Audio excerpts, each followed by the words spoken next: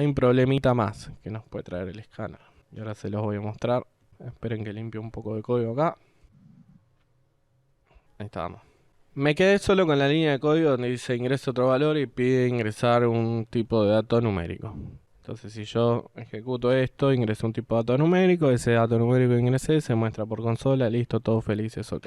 Ahora, algo que hay que aprender, el usuario nunca hace lo que nosotros esperamos que haga. Entonces yo le puedo decir ingrese un valor, le puedo decir ingrese un dato numérico y el tipo me puede ingresar una letra.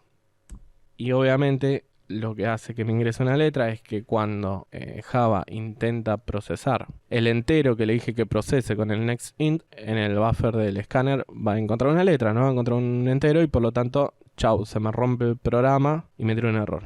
Un poquito más adelante, dentro de poco, pero un poquito más adelante lo vamos a solucionar con algo que se llaman excepciones. Así que bueno, por ahora, si yo pido un número y me ingresa una letra, chao, no tengo solución. Por ahora, ya dentro de muy poco vamos a ver lo que son los try catch y todo eso y lo solucionamos. Y algo que sí tengo que hacer cuando ya sé que no voy a usar más este escáner es cerrarlo. ¿Está? Si yo no lo cierro, acá me tiene un warning y me dice no cerraste nunca el escáner. Entonces, lo tengo que cerrar. ¿Por qué? Para que no quede memoria y además porque, así como yo acá estoy usando el escáner para leer valores que me ingresa el usuario por teclado, puedo usar el escáner para leer un archivo y manejo al escáner para leer cada línea de ese archivo. Por lo tanto, cuando cierro el escáner, lo que estoy haciendo es cerrando el archivo. O sea que todo tiene que ver con todo. En el video yo hablé de que cada línea se termina con un punto y coma. En realidad no es cada línea, sino cada instrucción de código o cada sentencia. Una instrucción de código es una orden que yo le doy al procesador para que ejecute algo. Y todas estas líneas que tengo acá son órdenes que le doy al microprocesador. Acá le estoy dando la orden de reservar un espacio de memoria para poder guardar un dato en esta variable. Acá le estoy dando una orden de que cree el objeto escáner con estos parámetros que le paso. Acá le estoy dando una orden para que me muestre algo por consola. Acá le estoy dando una orden para que reserve un espacio de memoria y que ahí se guarde un string. Acá le estoy dando una orden para que espere a que el usuario me ingrese un valor por consola, etc. Todo esto son órdenes, por lo tanto, todas estas órdenes, que se llaman también sentencias, se terminan con un punto y coma, mientras que lo que me determina el flujo del programa, o sea, en qué orden se ejecuta cada cosa, un if me determina un flujo del programa, porque puede entrar por una condición y si no se cumple esa condición, entra por otra condición. Entonces me está determinando de qué manera se ejecuta el programa, en qué flujo. Y ese tipo de cosas que determinan el flujo del programa se llaman estructuras. Hay una función, un método es una estructura, una clase es una estructura y también tenemos otras estructuras que se llaman estructura de control, como los if, por ejemplo. Entonces un if es una estructura de control que se llama estructura de selección básicamente, y sabemos que si ponemos if y entre paréntesis la condición, abrimos llave y adentro va a existir el código de si se cumple la condición. También en caso de if podría no poner llaves, pero no es recomendable. No es recomendable por ahora. No es que no se haga, pero no se recomienda hasta que por lo menos sepan muy bien programar y sepan exactamente dónde poner una llave y dónde no. Porque si empiezan a abrir if sin abrir llaves, va a llegar un punto donde no sabes en dónde empieza un if y de dónde termina, porque empezaste a anidar if sin ningún tipo de llave. Bueno, no es recomendable por ahora hacer eso, así que vamos a decir que un if, después de la condición, abrimos llave, ponemos el código que queramos que haga cuando se cumpla la condición y cerramos la llave. También sabemos que si cuando termina la condición pongo un else, significa si no se cumple la condición que indica arriba, entonces ejecútame este otro bloque de código. Y también sabemos que podemos tener estructuras if anidadas, o sea, preguntar si el número es, como dice acá, mayor a 0, entonces mostrar un mensaje que diga el número es positivo. Pero si no, si el número es menor a 0, mostrar un mensaje que diga el número es negativo. Y si no se cumple ninguna de esas dos condiciones, o sea, else, mostrame que el número es 0. Entonces tenemos el ternario.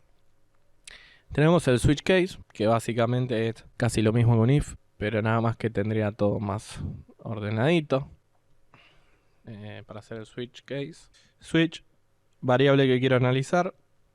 En el caso de que la variable sea 1, 2 puntos, el código que quiera ejecutar.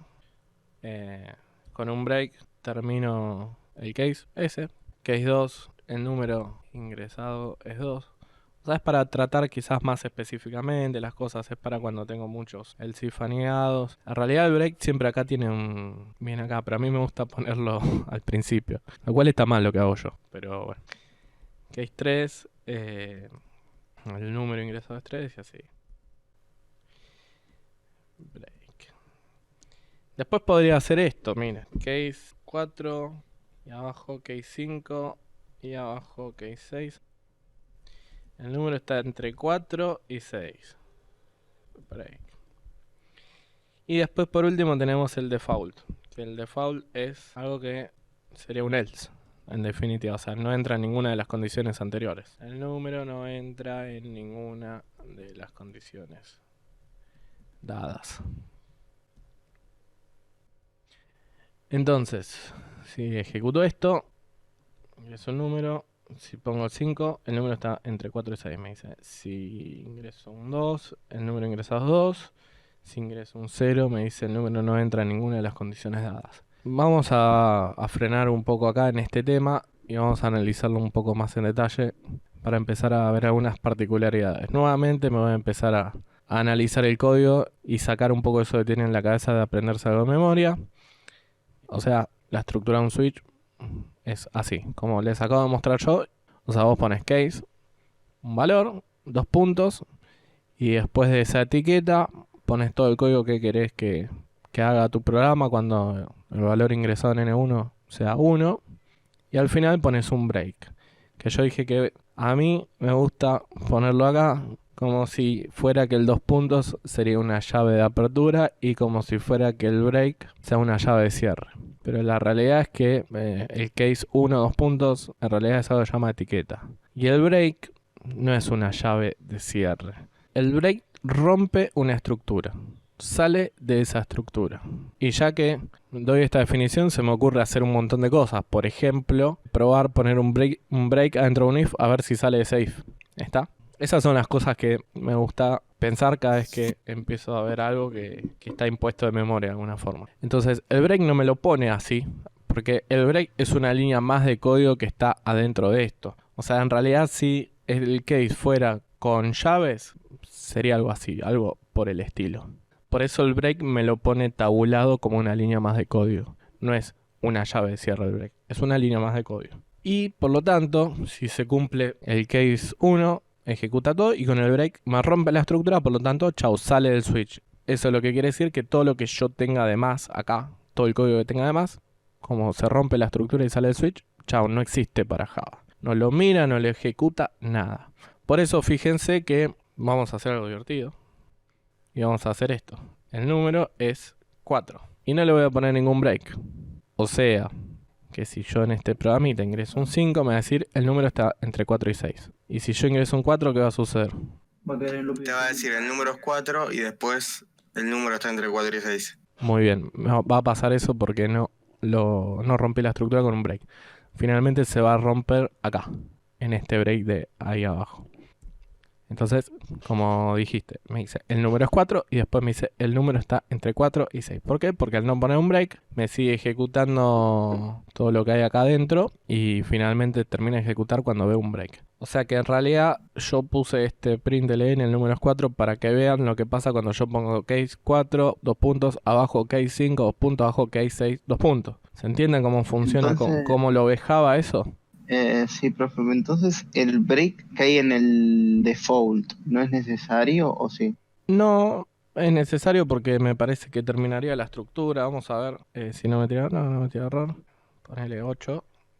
No es necesario porque acá automáticamente termina la estructura, pero quizás es recomendable ponerlo por un tema de formalidad o por un tema de que a alguien se le cante venir acá y hacer esto. ¿Está? No necesariamente el default tiene que ir último. El default es una etiqueta más que puedes poner en cualquier lugar. Vos lo pones último porque querés mantener tu código ordenado. Pero sí, si vos quisieras en el último case o default o lo que sea que tengas, podrías no poner un break y eso se te va a ejecutar y va a terminar el switch. ¿Por qué? Porque es la última etiqueta. Vamos a ver qué otra cosa podemos hacer con esto. Vamos a preguntar, no sé, si cualquiera me estoy mandando. En el caso de que el número sea 1 o 2, vamos a poner mensaje 1. En el caso que sea 3, vamos a ver qué pasa.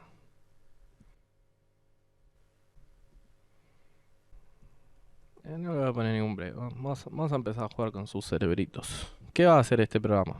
Si ingreso 1, ¿qué va a hacer el programa? Va a mostrar mensaje 1 y hasta el 3. Muestra mensaje 1 y qué más. Y después cierra. ¿Y nada más? No. Exacto. No. Vamos a ingresar 1. Bien, muestra mensaje 1 y termina acá. Y si yo pusiera el case 3 abajo de todo, ¿qué va a pasar? Va a mostrar mensaje mensaje 1 y mensaje 2. Mensaje 2. O sea que si yo pongo un 1 acá, muestra mensaje 1 y mensaje 2. ¿Sí? Bueno, y si yo quisiera, porque adentro de un case también podría hacer esto. No tiene sentido acá, pero bueno, en algún momento sí podría tener sentido. Que si el número 1 es 1, o sea, si el número es 1 o 2, va a ejecutar siempre este código. Por lo cual acá podríamos poner el número es 1 o 2. Pero si el número es 1, entonces, como el número es 1, se termina el switch. Y vamos a poner un break. ¿Qué creen que va a suceder en esta locura? Si pones Solo- 1 muestra el primer mensaje y el del if, y si pones 2 se muestra el número es 1, 2 y mensaje 2. Bien. Si pones el 1, va a mostrar el número es 1, 2, después va a mostrar el del if y después va a cerrar directamente tanto el if como el switch, supongo. Siempre va a mostrar todo, porque el único que rompe es el if. Bueno, vamos a ver. Vamos a ingresar 1. Dice como el número es 1, se termina el switch. Por lo tanto, el break me rompió la estructura del switch. Por lo tanto, este mensaje 2 no lo ejecuto. Si yo ingreso 2, me dice el número es 1, 2 y me muestra mensaje 2. ¿Por qué? Porque no entró a ese if. Y finalmente, la estructura la termina rompiendo acá en este break de acá. Si pongo 4, me va a decir mensaje 2 y se va a romper la estructura con el break del case 3. Y si pongo 3, no va a pasar nada, se va a romper la estructura y termina el programa. Ahora, me surge una duda en base a esto. Y es la siguiente. ¿Qué pasa si yo voy a mostrar un mensaje que diga el número ingresado es N1? Y voy a poner si N1 es igual a 1, entonces... Está bien, sí, vamos a mostrar mensaje. Vamos a poner break y abajo vamos a poner mensaje 2. Bien, bueno, ya veo acá evidentemente lo que me dice. No. Y bueno, nada, lo bueno de esto, lo bueno de los errores en Java es que yo le paso el mouse por encima, lo dejo ahí posicionado y me dice el error. Y acá básicamente me dice el break no se puede usar fuera de un loop, o sea, fuera de un for, de un do while, un while, o fuera de un switch. O sea que, por lo que me dice el error, el break no lo puedo usar dentro de un if para romper la estructura del if, sino que solo lo puedo usar en un switch para romper la estructura del switch y también lo puedo usar en otras estructuras de repetición.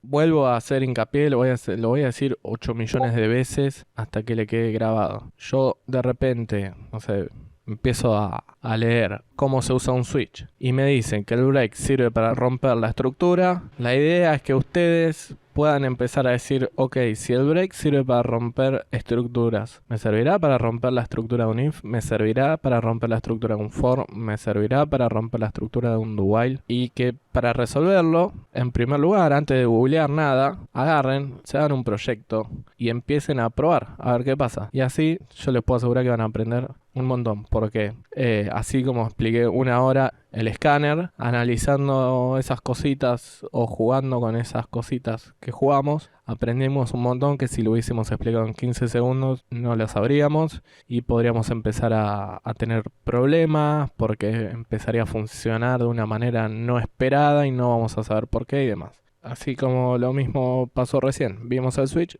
break sirve para romper la estructura y empezamos a jugar. Bueno, ahora vamos a empezar a romper el switch en diferentes lados a ver qué pasa. Bueno, vamos a ver qué pasa si pongo un break en un if. Y después también pueden empezar a decir, bueno, vamos a ver qué pasa si ponemos un break en un for, en un while, en un do while, etc.